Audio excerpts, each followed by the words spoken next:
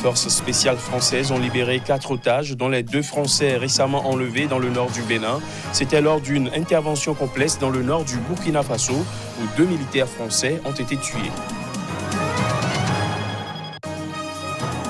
En visite au Caire, le maréchal Khalifa Haftar, l'homme fort de l'Est libyen, a reçu jeudi le soutien du président égyptien Abdel Fattah al-Sisi.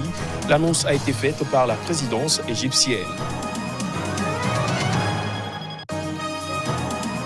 Et puis au Togo, l'opposition condamne la modification de la Constitution qui limite à 2 le nombre de mandats présidentiels et accorde désormais une immunité à vie pour les anciens présidents. On en parle également dans ce JT. Voilà pour les titres. Bonsoir à tous. Les forces spéciales françaises ont libéré 4 otages, 2 Français récemment enlevés dans le nord du Bénin, une américaine et une sud-coréenne. C'était lors d'une intervention complexe dans le nord du Burkina Faso.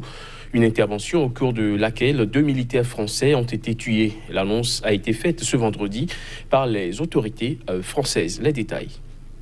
Cette libération a pu être obtenue grâce à une opération militaire conduite par les forces françaises dans la nuit de jeudi à vendredi au nord du Burkina Faso. C'est ce qu'a précisé l'Élysée dans un communiqué publié ce vendredi.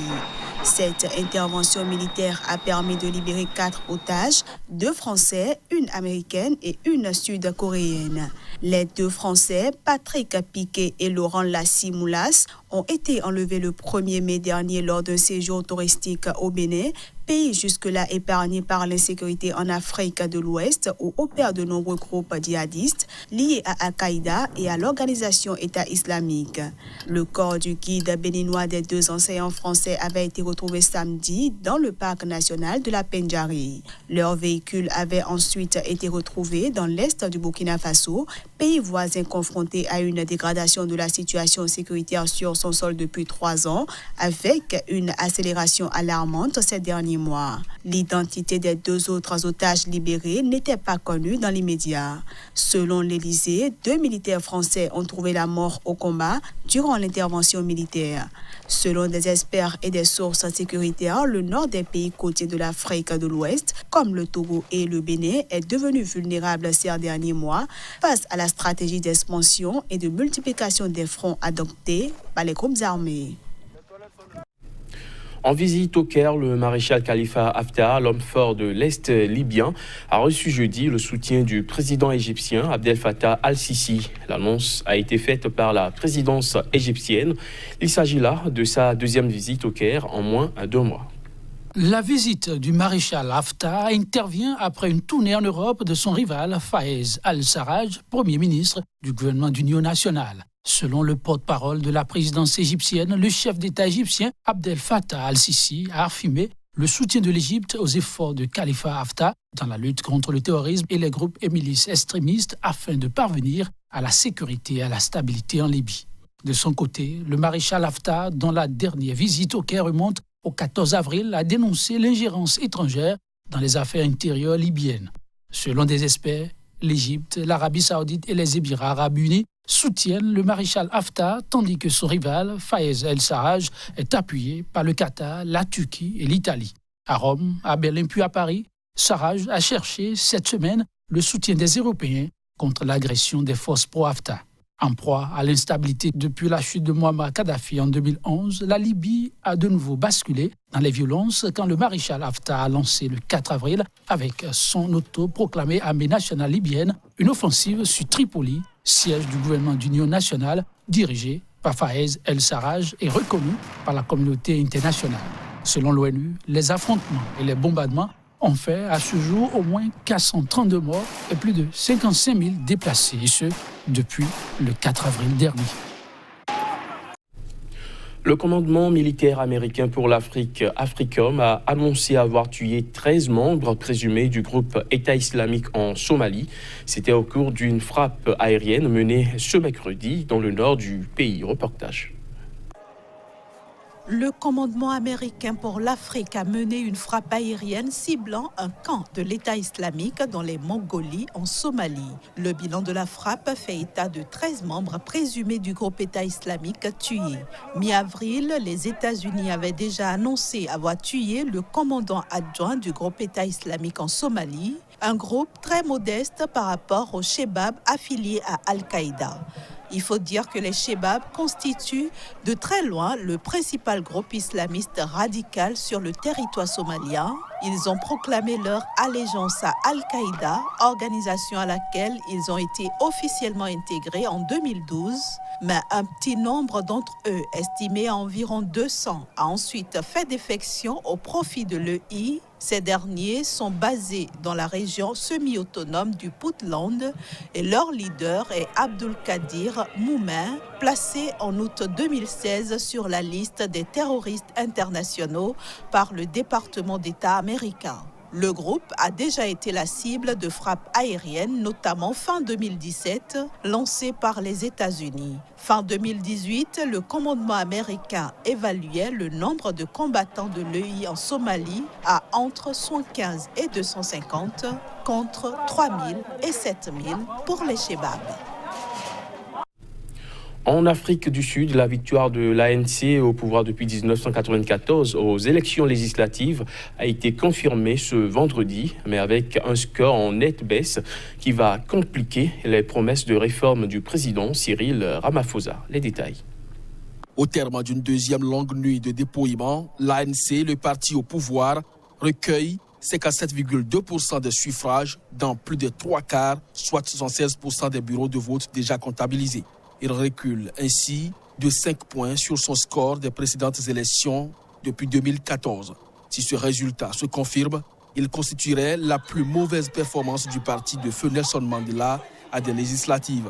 Mais l'ANC devrait toutefois conserver la majorité absolue des 400 sièges de l'Assemblée nationale et Cyril Ramaphosa, déjà président en exercice, sera confirmé dans son fauteuil de chef de l'État. Les dirigeants du parti se sont jusque-là gardés de commenter ces résultats ou de crier victoire. Le chef de l'État, Cyril Ramaphosa, devait se rendre ce vendredi matin au Centre national de comptage de la Commission électorale à Pretoria. Et parallèlement, on assiste à une légère progression des deux principaux partis d'opposition, l'Alliance démocratique de Moussi Maïman et les combattants pour la liberté économique de Julius Malema, qui eux récupèrent les votes des déçus de l'ANC, des plus pauvres et des jeunes. L'annonce des résultats définitifs pourrait prendre plus de temps que prévu, car plusieurs petits partis dénoncent des irrégularités. Selon eux, l'encre indélébile appliquée sur le pouce des électeurs pour indiquer qu'ils ont voté s'enlève facilement. Et on apprenait que 19 personnes avaient été arrêtées dans le KwaZulu-Natal, la province de l'ex-président Jacob Zuma, après avoir voté 2 fois. Jeudi soir, la commission électorale a annoncé qu'elle allait effectuer un audit pour savoir s'il s'agit de cas isolés ou s'il pourrait y avoir d'autres cas de fraude. Les résultats définitifs pourraient donc ne pas être annoncés avant la fin de la semaine prochaine. Au Bénin, les membres du bureau exécutif national de la CSTB, la Confédération syndicale des travailleurs du Bénin, a annoncé pour le mercredi 15 mai prochain une grève générale. C'était lors d'une session extraordinaire ayant statué sur, entre autres, la situation sociopolitique du pays, les conditions de travail et de vie des travailleurs. On écoute le secrétaire général de la CSTB. Camarades travailleurs, chers amis de la presse, je vous souhaite donc la bienvenue à la bout du travail pour prendre part à ce point de presse qui fait suite à la non-satisfaction des revendications des travailleurs par le gouvernement qui, au lieu de trouver de solutions à nos revendications, choisit la voie de la répression.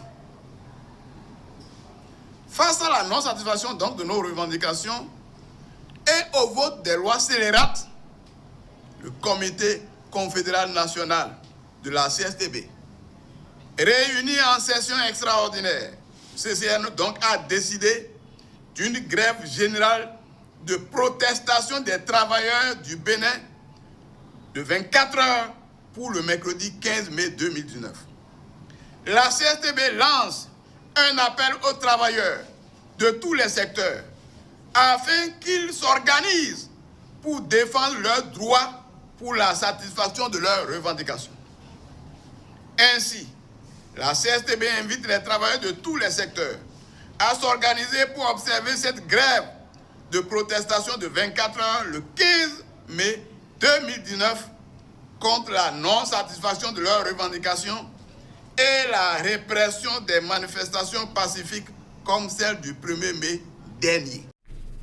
Je l'avais annoncé en titre, au Togo, les députés ont voté ce mercredi pour une révision constitutionnelle limitant à 2 le nombre de mandats présidentiels. La réforme permet à l'actuel président Faure Gnassingbé de se représenter au prochain scrutin en 2020 et 2025 et octroie une immunité à vie aux anciens présidents, un changement constitutionnel que condamne l'opposition. Pendant 18 mois, les Togolais ont réclamé à travers des manifestations parfois violentes des réformes politiques. Ce mercredi, les députés, après une longue plénière jusqu'à dans la nuit, ont voté une révision constitutionnelle limitant à 2 le nombre de mandats présidentiels. La législature passe de 5 à 6 ans, renouvelable 2 fois. Un député togolais pourra donc passer 18 ans dans l'hémicycle. Coordonnatrice de la coalition de l'opposition, Brigitte Adjamagbo Johnson s'est dite choquée par cette réforme. Malgré ça, nous constatons que le régime se permet aujourd'hui de faire des réformes sans le verrou que les Togolais souhaitent et qu'il se donne même la possibilité de revenir sur le minimum qu'il a fait mettre dans les textes.